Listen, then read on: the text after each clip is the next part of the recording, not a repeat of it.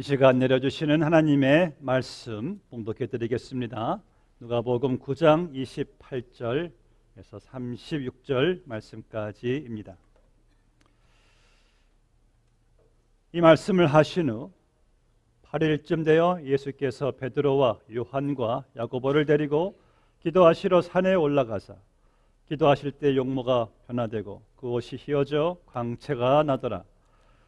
문득 두 사람이 예수와 함께 말하니 이는 모세와 엘리야라. 영광 중에 나타나서 장차 예수께서 예루살렘에서 별세하실 것을 말할세. 베드로와 및 함께 있는 자들이 깊이 졸다가 온전히 깨어나 예수의 영광과 및 함께 선 두 사람을 보더니 두 사람이 떠날 때에 베드로가 예수께 여짜오되 주여 우리가 여기 있는 것이 좋사오니 우리가 초막 셋을 짓되 하나는 주를 위하여 하나는 모세를 위하여 하나는 엘리야를 위하여 하사이다 하되 자기가 하는 말을 자기도 알지 못하더라. 이 말 할 즈음에 구름이 와서 그들을 덮는지라. 구름 속으로 들어갈 때에 그들이 무서워하더니 구름 속에서 소리가 나서 이르되 이는 나의 아들 곧 택함을 받은 자니 너희는 그의 말을 들으라 하고 소리가 그침에 오직 예수만 보이더라. 제자들이 잠잠하여 그 본 것을 무엇이든지 그때에는 아무에게도 이르지 아니하니라. 아멘. 오늘의 본문 말씀은 공간복음 전체에 기록되어 있는 아주 유명한 사건의 말씀입니다.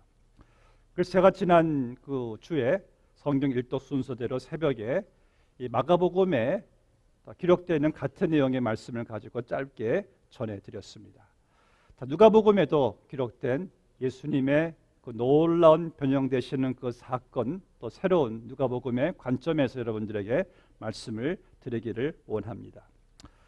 예수님께서 본문의 28절 보니까 베드로와 요한과 야고보를 데리고 산에 올라가사 그랬습니다.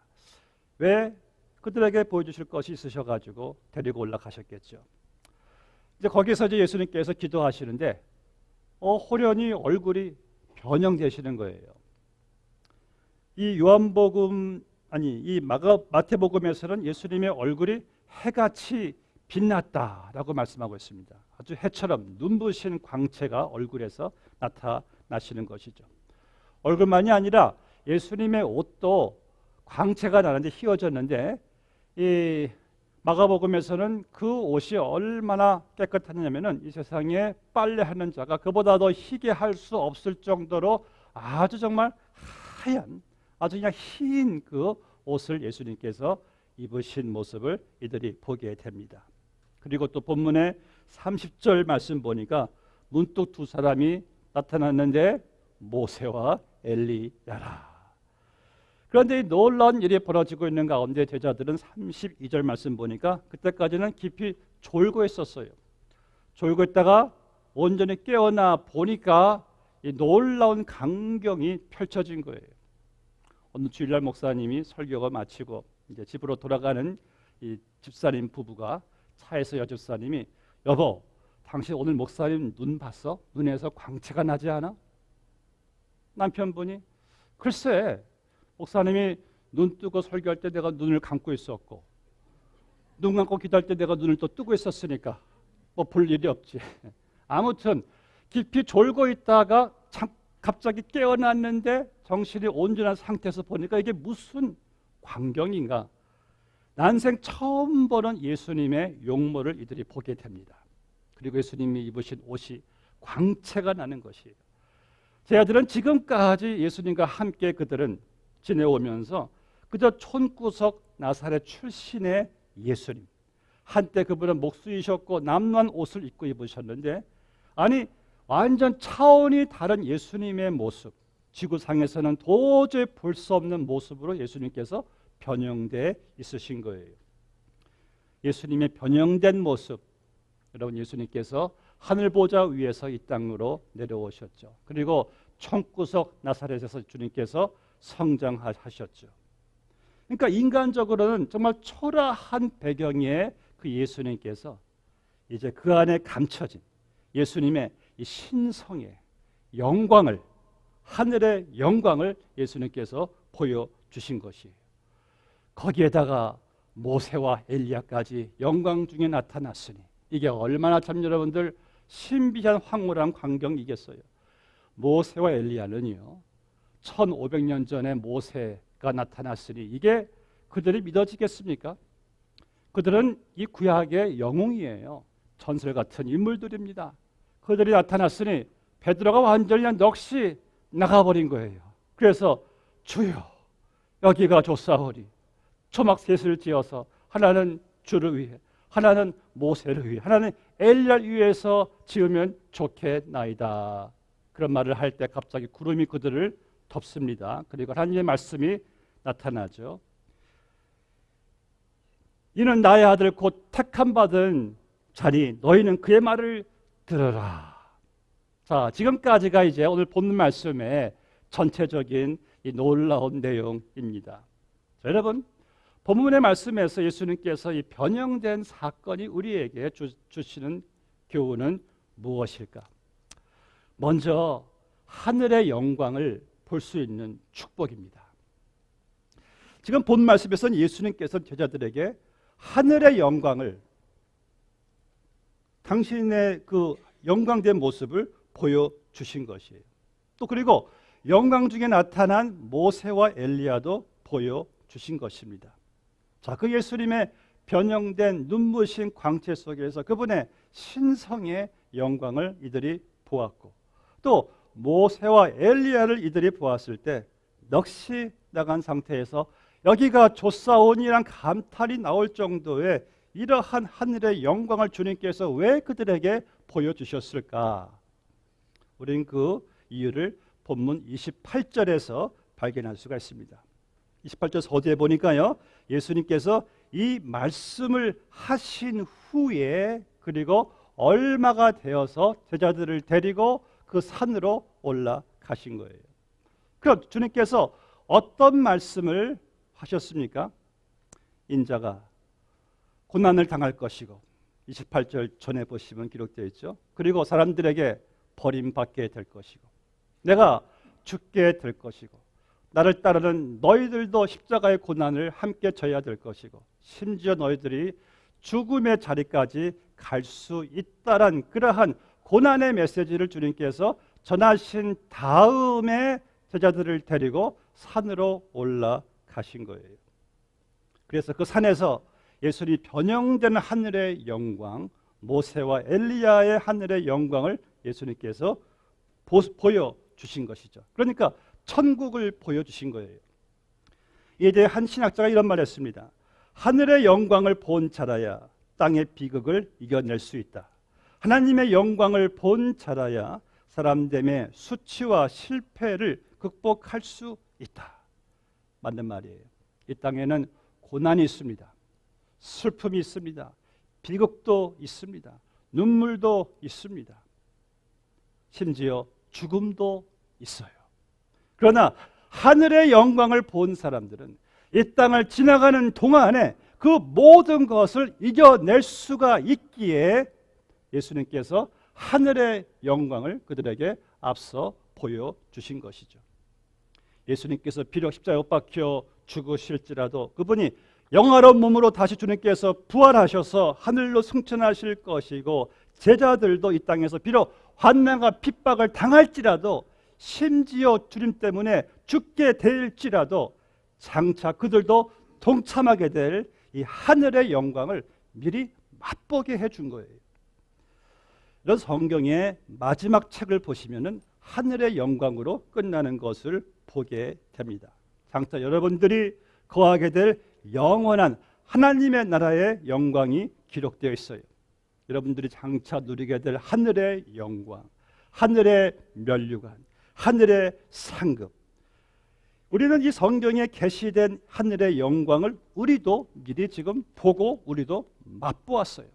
이 사실을 우리도 약속받았습니다. 그래서 비록 이 땅 여러분들이 살아가는 동안에 슬픔도 당하고 눈물도 당하고 고난도 당할 수 있지만 아무 염려 없죠. 왜?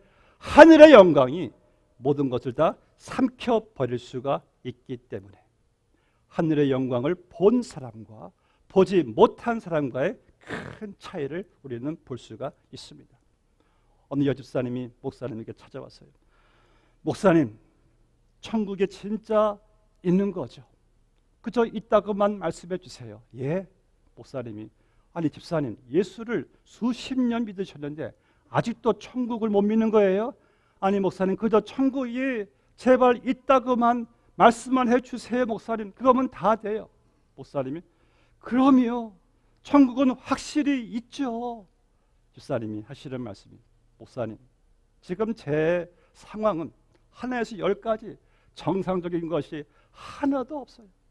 남편은 병들어 몸져 누워 저는 그 남편 수발 드느라 제 몸도 말이 아니고, 저 비즈니스도 혼자 다 책임지느라 거의 지금 문 닫기 일보 직전이고, 두 남매도 말을 너무 안 듣고 한 명은 집을 뛰쳐 나갔고.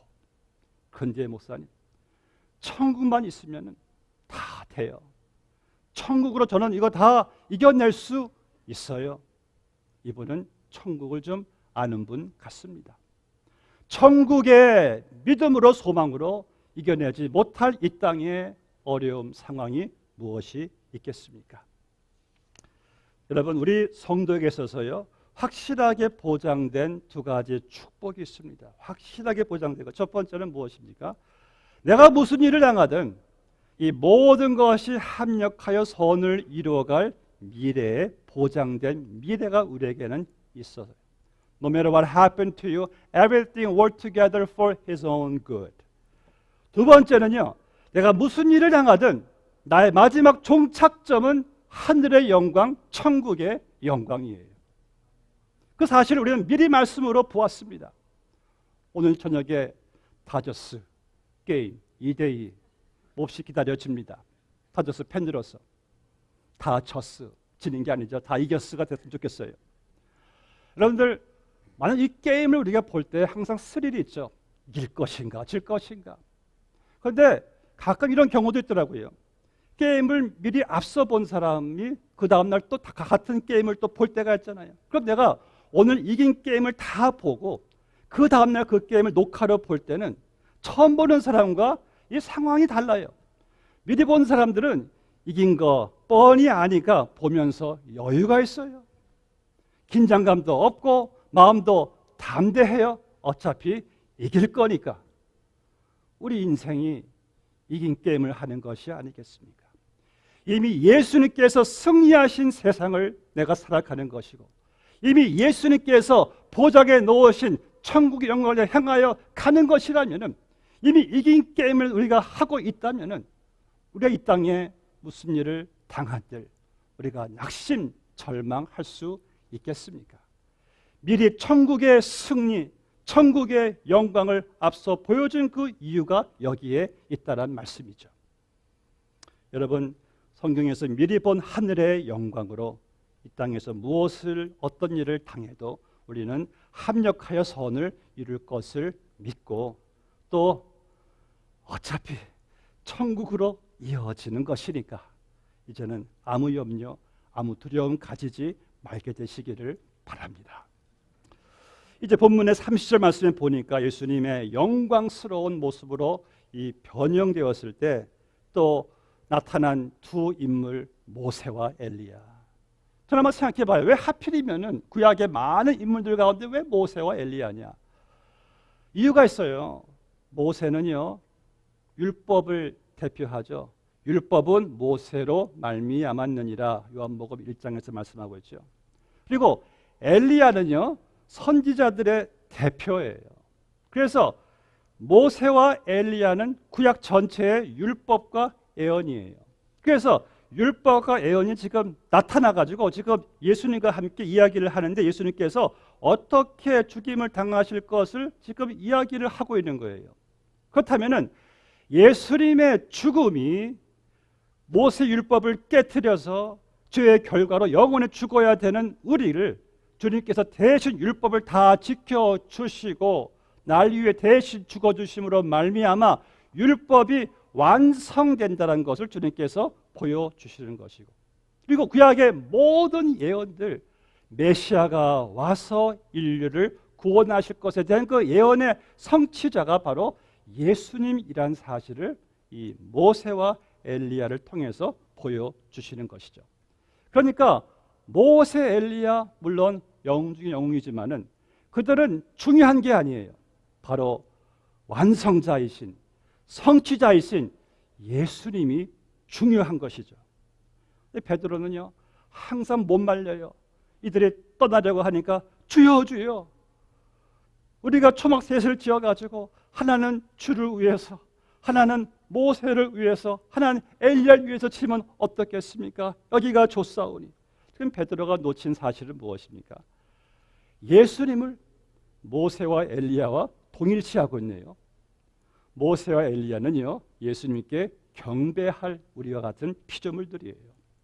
그들도 죄를 짓고 우리 예수님 믿고 구원받은 자들이에요. 그래서 오늘 이 변형된 사건의 초점은 예수님이지 모세와 엘리야가 아니에요. 그런 거 중요시해야 됩니다. 레오나르도 다빈치가 15세기에 가장 유명했던 화가죠. 그는 또 건축가이면서 또 조각가, 과학자였습니다. 그가 43살 때 일이었습니다. 밀라노에 그 두도 빙코 공이 그를 찾아와서 예수님의 만찬을 그려달라는 부탁을 합니다. 그때 다빈치는 이름이 아니죠. 도시 이름이고 레오나르도가 그때부터 심혈과 정성을 다 기울여서 예수님의 그 유명한 만찬의 그림을 그려놨어요. 완성됐어요. 그래서 의뢰하듯이 자기 친구 미술가들을 불러가지고 평가를 받습니다. 한 친구가 보자마자 이야 세기의 걸작이로다 그러면서 저 예수님께서 손에 들고 계시는 저 은잔, 그 아름다움과 그 섬세함이 이야 정말 기가 막히다, 이러한 찬사를 쏟아부으니까 레오나르도가 화가 확 나는 얼굴로 붓을 들어가지고 그 은잔을 지워버리는 거예요. 깜짝들 놀랐죠. 그때 그분이 남긴 명언이 있습니다. 이 그림의 중심은 예수님이다. 예수님 외에 그 어떤 것이라도 우리의 눈길을 빼앗는다면은 그것은 우상이 되었지언정 신앙은 될 수가 없다. 그런 맞는 말이죠. 예수님 외에 그 어떤 것이라도 내 마음을 빼앗기게 한다면 그것은 우상이 될 수 있는 확률은 많아요. 그러나 결코 신앙은 될 수가 없죠. 여러분, 믿음의 초점 예수님이세요. 예배의 초점 예수님이에요. 설교의 초점도 예수님이에요. 내 삶의 초점 중심도 예수님이에요. 찬양, 기도, 봉사 모든 초점은 오직 예수님이어야 한다는 말씀이죠. 베드로는 그 사실을 몰랐어요. 그런 가운데 자기도 무슨 말을 하는지 모르고 있을 때 오늘 말씀대로 갑자기 구름이 와서 그들을 덮습니다. 이 구름은 자연현상의 구름은 아니에요. 좀 슈퍼내추럴한 구름인데 이 구름은 우리 구약에 보시면 시내 산에 하나님의 영광이 임했을 때 시카이나 글로리란 그 하나님의 임재의 구름이 임했잖아요. 그러한 구름이 하나님의 임재가 그들을 덮습니다. 그리고 하나님께서 말씀하시죠. 이는 내 사랑하는 아들이니 너희는 그의 말을 들으라. 참 이 삼위일체의 아름다운 현현 임재를 보게 되죠. 성부 하나님이 말씀하시고 성자 하나님과 함께 삼일체 하나님의 이 임재, 너희는 성자 아들 예수 그리스도의 말을 들으라 라는 말씀을 보게 됩니다. 여러분들, 하나님께서 우리에게 요구하시는 것은요 어떤 신비한 체험을 하는 게 아니에요. 그분이 우리에게 요구하시는 것은 아들 예수의 말씀을 듣는 거예요. 신앙은요 은사 체험이 전부가 아닙니다.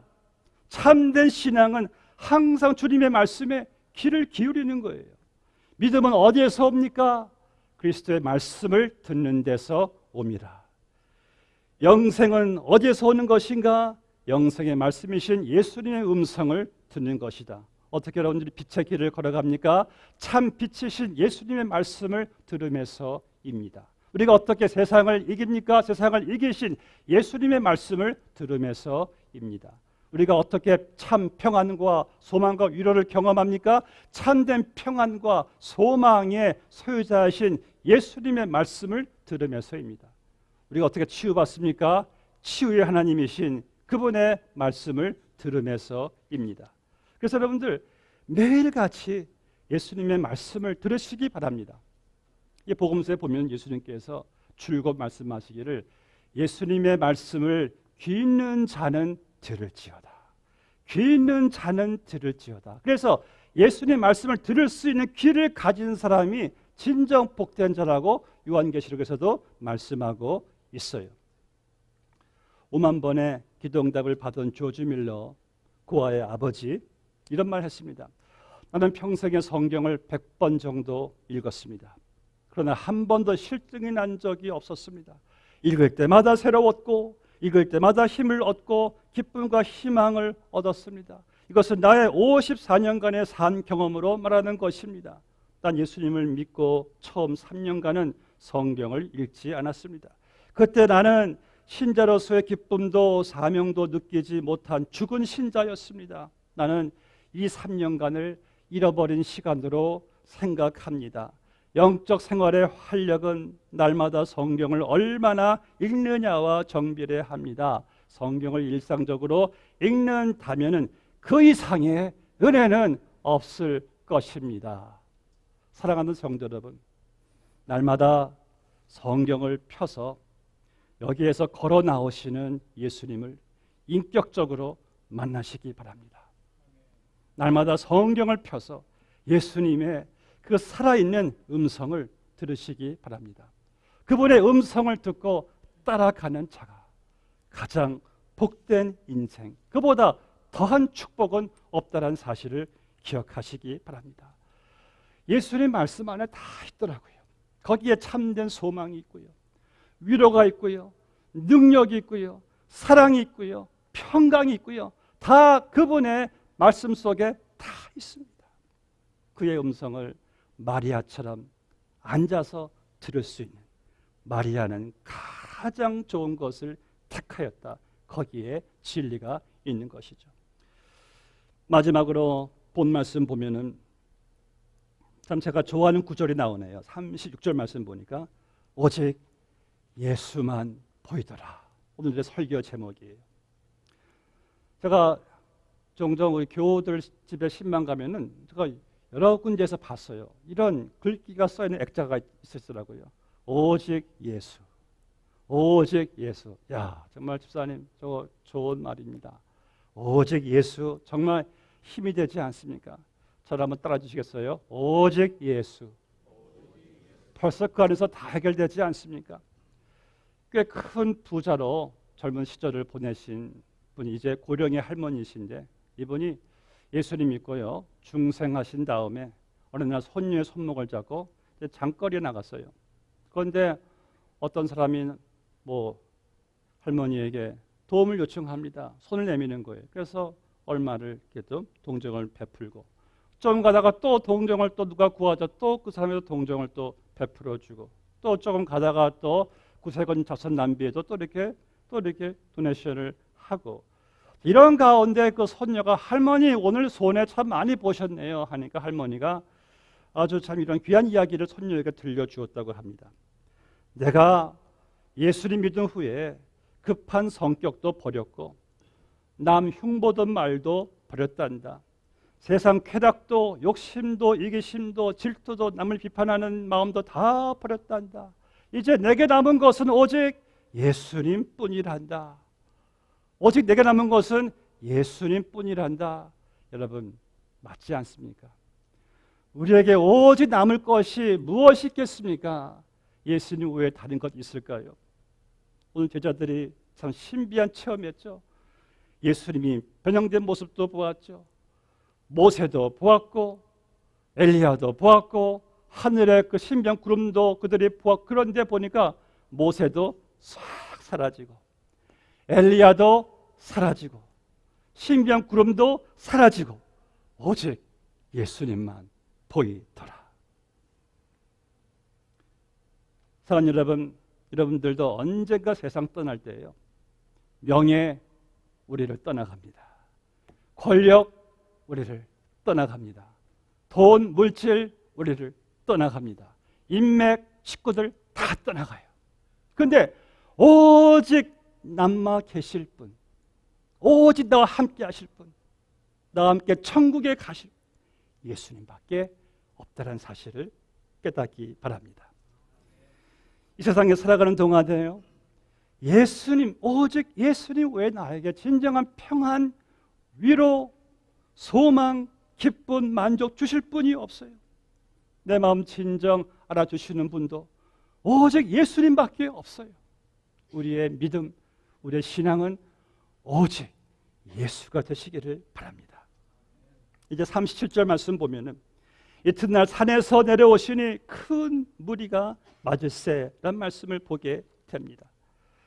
자, 베드로는 이러한 영광 중에 우리가 또 언제 모세를 보고 언제 또 엘리야를 볼 것인가? 여기가 좋사오니 저 산 밑에 내려가기가 싫은 거예요. 내려가면은 또 골치 아픈 일들 많이 또 기다릴 것이고 별별 사람들 다 만나게 될 것이고 귀신 들린 사람들 다 모든 게 고난이고 골치니까 여기가 좋사오니 주여 여기서 거하면 어떻겠습니까? 라는 베드로의 심정을 이해할 수가 있습니다. 제가 수년 전에 청소년들을 데리고 빅베어 산에 올라갔습니다. 정말 집회가 매일 집회 모임이 은혜에 충만한 시간이었어요. 애들이 많이 울고 은혜 받고 눈물 콧물 흘리면서 이제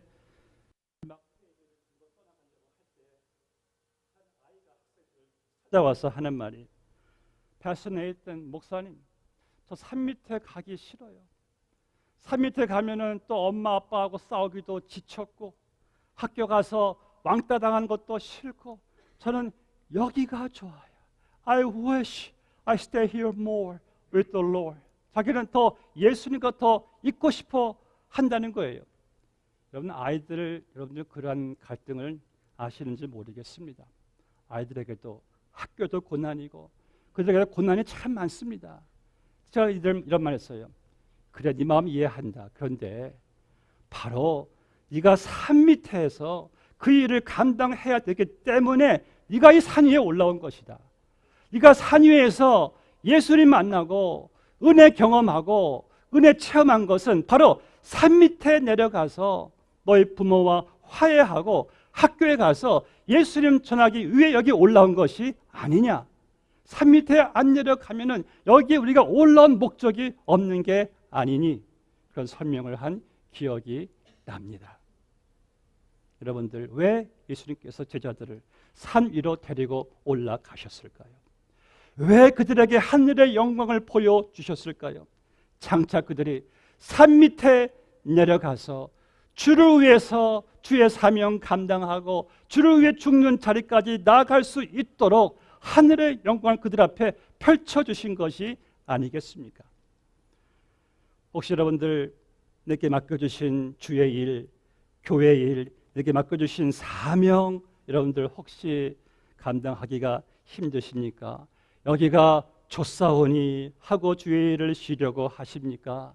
비즈니스나 은퇴는, 비즈니스, 직장은 은퇴가 있을지 모르겠지만 주의 일에는 은퇴가 없습니다.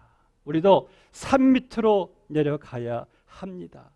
저는 참 감사한 것이요, 우리 예수님께서는요, 그분은 그저 그렇게 변형된 그 상태에서 하늘로 승천하시면 그만이에요. 그분은 산 밑으로 내려가실 필요가 없는 분이세요. 왜? 죄가 없는 분이시기 때문에. 그런데 예수님께서는 산 밑으로 내려가셨어요. 왜? 십자가에 달려 죽으시기 위해서, 우리를 위해서. 그런데 제자들은 참 감사한 것이 주님은 올라가시고 그들 혼자 내려간 것이 아니라 주님이 함께 내려가셨네요. 저는 사실은 얼마나 참 감사한지 몰라요. 산 밑에서 여러분들이 감당해야 될 주의 일, 주의 사명을 위해서 주님께서 함께 내려가 주신 것입니다.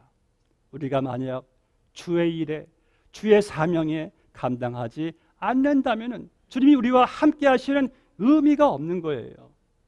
주님은 우리와 함께 내려가 주셨습니다. 여러분, 혹시 오늘 본 말씀에서 모세 이 베드로처럼 이러한 체험을 내가 언제 할 수 있을까 생각하십니까? 그러면은요, 이 체험의 완성자 성취자이신 예수님이 나와 함께 하십니다. 아멘. 그리고 우리는 그분의 음성을 날마다 말씀 통해서 들을 수가 있습니다. 더 이상 어떤 큰 체험이 있겠어요?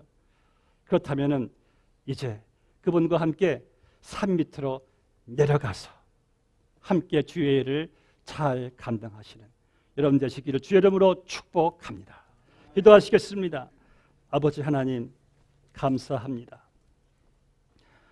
오늘 베드로와 야고보와 요한이 보았던 하늘의 영광, 그들이 미리 맛보았던 천국의 영광, 저희들을 계시된 말씀으로 보게 하시고 믿게 하시고 또 천국의 왕이신 예수님을 우리 마음속에 모시고 살게 하시고 우리의 살아가는 길이 비록 고난과 슬픔과 눈물이 있다 할지라도 우리의 모든 인생길은 합력하여 선을 이뤄가는 것이고 또 천국을 향하여 가는 것이기 때문에 그 천국의 하늘의 영광으로 저희들 이기며 승리하며 살아갈 수 있는 우리 모두가 다 되게 하여 주시옵소서.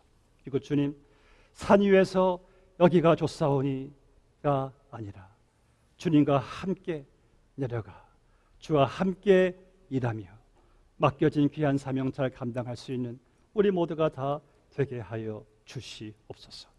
훗날 주님께서 우리가 지게 될 십자가를 영광의 면류관으로 바꿔주시는 그날까지 주와 함께 잘 달려갈 수 있는 주의 백성들 다 되게 하여 주시옵소서.